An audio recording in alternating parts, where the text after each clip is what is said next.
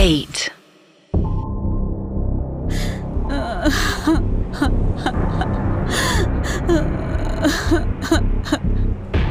डर से लिपटी हुई शिखा अपने बेड पे लेटी हुई थी। उसे अपना शरीर पत्थर जैसा भारी महसूस हो रहा था।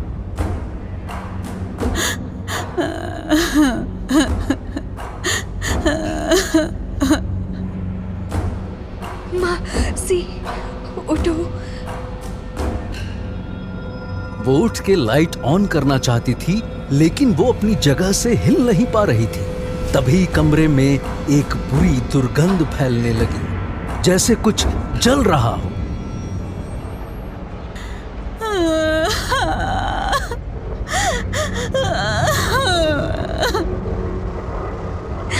मासी, मासी।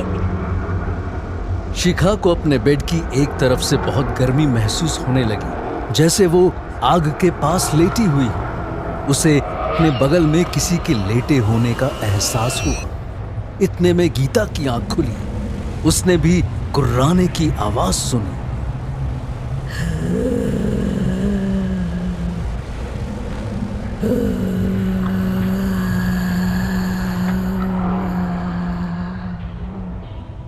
शिखा? मासी। हाँ शिखा, मैं यही हूँ। आपको ये आवाज सुनाई दे रही है? हाँ, मेरी बात ध्यान से सुन शिखा।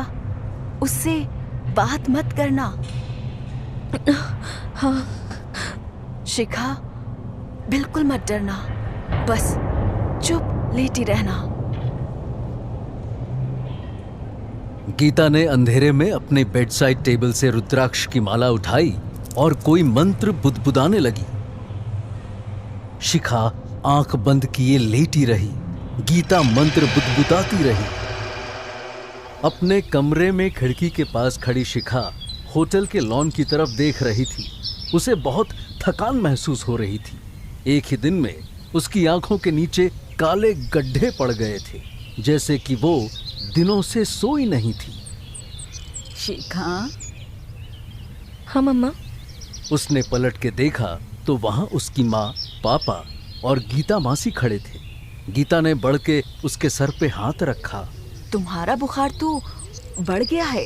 बेटा, बस कुछ ही देर में सब गेस्ट निकल जाएंगे, फिर हम तुम्हें डॉक्टर के पास ले चलेंगे। शिखा की माँ अपनी बेटी को पहचान नहीं पा रही थी। एक ही रात में शिखा बिल्कुल बदल गई थी। माँ, मैं रात भर सोई नहीं हूँ, थोड़ी देर सो लेती हूँ। तभी दरवाजे पे किसी ने नॉक किया। सबने मुड़कर देखा, दरवाजे पे विश्वास खड़ा था। विश्वास ने जब शिखा को देखा तो शॉक्ड रह गया। शिखा चुपचाप उसे देख रही थी। उसे नहीं पता था विश्वास उसे इस हाल में देख के क्या सोच रहा था। शिखा, मेरे मॉम, डैड और फैमिली सब निकल रहे हैं, लेकिन मैं यही हूँ। तुम्हारी तबीयत ठीक हो जाएगी तो हम यहाँ से साथ चलेंगे। शिखा की आंखों में आंसू आ गए। थैंक यू विश्वास। अरे थैंक यू किस लिए? I am here for you. Shikha मुस्कुराई।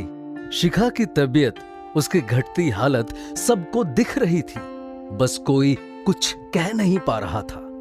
शाम के 3 बज रहे थे। शिखा अपने कमरे में सो रही थी। उसके कमरे का दरवाजा थोड़ा सा खुला हुआ था। उसकी माँ ने अंदर झांक के देखा। शिखा थोड़ी सी हिली। उसकी माँ ने धीरे से दरवाजा बंद कर दिया कि वो कहीं उठ ना जाए। उनके पीछे होटल कॉरिडोर में गीता खड़ी थी। सोई हुई है, चलो। कुछ देर में शिखा की माँ और गीता मासी होटल के रेस्टोरेंट में बैठे चाय पी रहे थे। रेस्टोरेंट में और कोई भी नहीं था। गीता? हाँ दीदी। शिखा की माँ गीता को घूर के देख रही थी। गीता उनका सवाल समझ गई। दीदी, शिखा बीमार नहीं है। कुछ है, कोई ताकत जो उस पे हावी होने की कोशिश कर रही है। क्या? कैसी ताकत? क्या बोल रही हो तुम? किसी ने मेरी बच्ची पे जादू टोना किया है क्या? नहीं, जादू टोना इतना ताकतवर नहीं होता। मैंने उस ताकत को महसूस किया है, उसकी आवाज सुनी है। आवाज सुनी है मतलब? दीदी, मैं समझा नहीं पाऊंगी अभी, पर कुछ है शिखा के साथ। मेरी तो कुछ समझ में नहीं आ रहा। शिखा ही क्यों, और वो भी जब उसकी शादी होने वाली है। पता नहीं विश्वास के रिश्तेदार मेरी बच्ची के बारे में क्या सोच रहे होंगे। दीदी, पहले तो लोग, रिश्तेदार, समाज क्या बोलेंगे, क्या सोचेंगे, इसके बारे में सोचना बंद कर दो। आपकी बेटी की हालत खराब है और आप, मुझे याद है जब बचपन में मुझे प्रॉब्लम्स हुई थी तो आपने मुझसे दूरी बना ली थी। मुझे माफ करते गीता, मैं ना समझ थी। उस वक्त ना समझ थी, आज तो समझदार बनो। मुझे आपसे माफी नहीं चाहिए। और ये सब शिखा के साथ क्यों हो रहा है, मैं इसी बात का जवाब ढूंढने की कोशिश कर रही हूँ। शिखा को कुछ होगा तो नहीं ना गीता? ऐसी ताकतों से जीतना आसान नहीं होता दीदी। मैंने उसे एक तावीज पहनाया है, बस उसकी तबीयत थोड़ी ठीक हो जाए, हम यहाँ से जल्द निकल जाएंगे। मैं जब से यहाँ आई हूँ मुझे ठीक नहीं लग रहा। शाम के 5 बज रहे थे। होटल के ग्राउंड फ्लोर के सामने एक बड़ा सा डेक था जहां से सामने सारा जंगल दिखता था। विश्वास डेक पे रेलिंग के पास खड़ा जंगल को देख रहा था। उसके माथे पे चिंता की लकीरें थीं। शिखा की आवाज से विश्वास उचका। विश्वास? उसने मुड़ के देखा।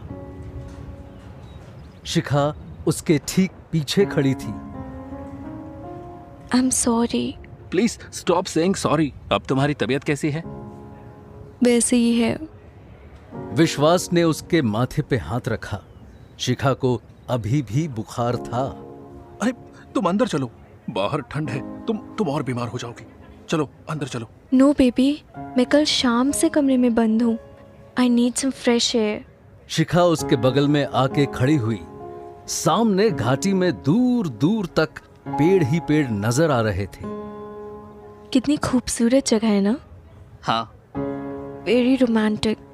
उसने विश्वास का हाथ पकड़ते उसके कंधे पर सर रखा। बेबी, पता है मैंने तुम्हें पहली बार कब देखा था? हाँ, मेरे क्लिनिक पे। करेक्ट। तुमने उस दिन व्हाइट शर्ट और जीन्स के ऊपर डॉक्टर्स कोट पहना था। You were looking so sexy. Really? Stop it, like you don't know how handsome you are. हाँ पता है। मुझे लगा इतना सेक्सी डॉक्टर मुझे भाव ही नहीं देगा, बट देन तुमने मेरा हाथ पकड़ा पल्स देखने के बहाने। अरे बहाने से क्यों पकड़ूंगा, वो मेरा काम था। हाँ, जैसे मैं पहले किसी डॉक्टर के पास गई ही नहीं थी। तुम्हारे गले में स्टेथोस्कोप लटक रहा था। इंस्टेड ऑफ यूजिंग दैट, तुमने मेरा हाथ पकड़ लिया। विश्वास सर झुका के मुस्कुराया। Oh my god, look at you blushing. Shikha ने उसके गाल पे किस किया और उसे कस के बाहों में जकड़ लिया। अब अंधेरा हो चुका था। विश्वास से लिपटे हुए शिखा को एहसास हुआ कि उसके पैर सरक रहे थे। विश्वास, क्या कर रहे हो? क्या?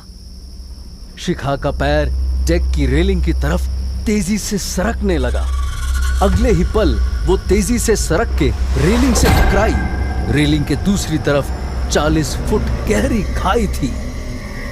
विश्वास ने शिखा को कस के पकड़ा, लेकिन एक झटके में वो उड़ के रेलिंग के दूसरी तरफ जा गिरी।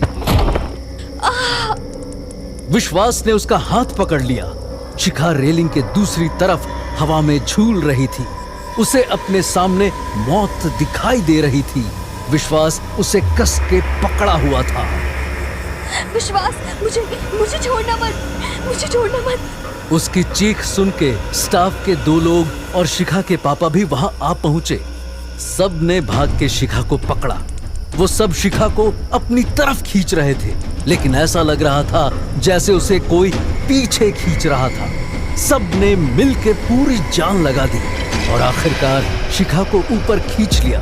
शिखा डेक पे आ गिरी।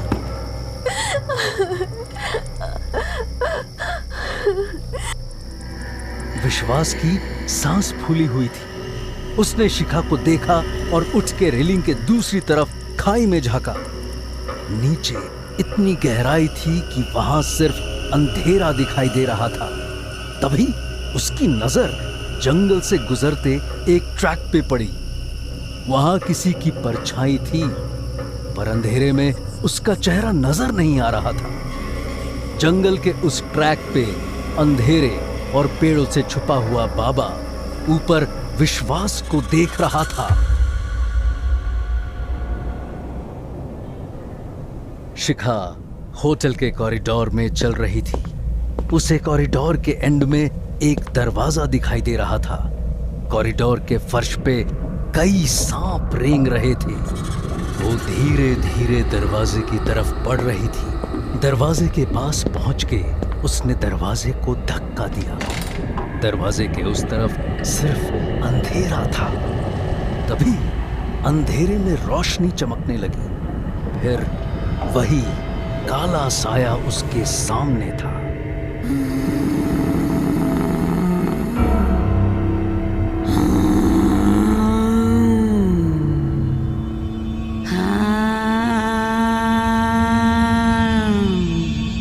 शिखा डर से पीछे हटने लगी। इतने में काले साए ने अपना मुंह खोला और उसके मुंह में से एक सांप निकल के शिखा पे झपटा। सांप शिखा के गले से लिपट गया। शिखा दोनों हाथों से सांप को गले से छुड़ाने की कोशिश करने लगी।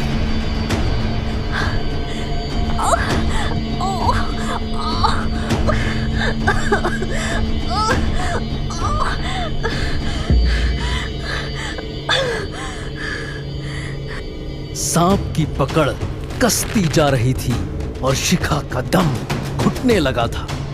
शिखा ने चिल्लाते हुए अपनी पूरी ताकत लगा दी और सांप को नोच के अपने गले से छुड़ाया। उसके सामने खड़ा काला साया जमीन पे गिरा। शिखा ने उसकी ओर देखा। जमीन पे एक लड़की औंधे मुंह पड़ी रो रही थी। अब शिखा किसी अंधेरे में डूबे कॉरिडोर में नहीं, बल्कि एक जंगल में खड़ी थी। जमीन पे पड़ी लड़की रोए जा रही थी।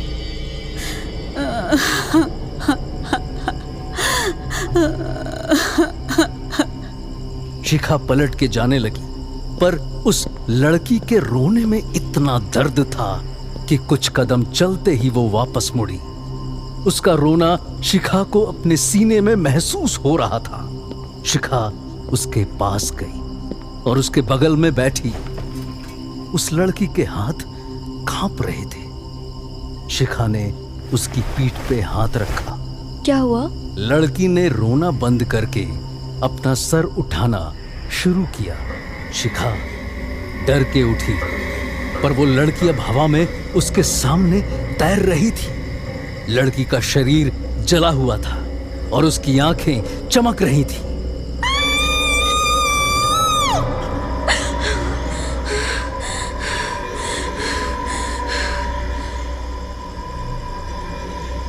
शिखा का मुंह खुलते ही वो लड़की भी चिल्लाई और एक लंबा सांप बनके उसके मुंह में समा गई। शिखा की झटके से आंख खुली।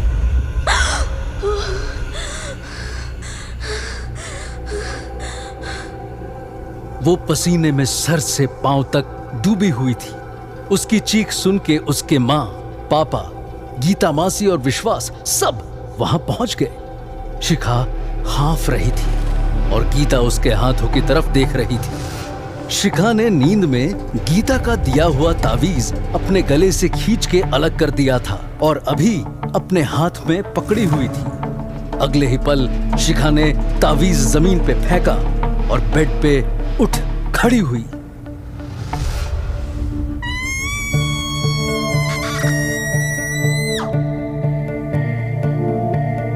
उसने चिल्लाते हुए बेड से छलांग लगाई और जमीन पे अपना माथा दे मारा।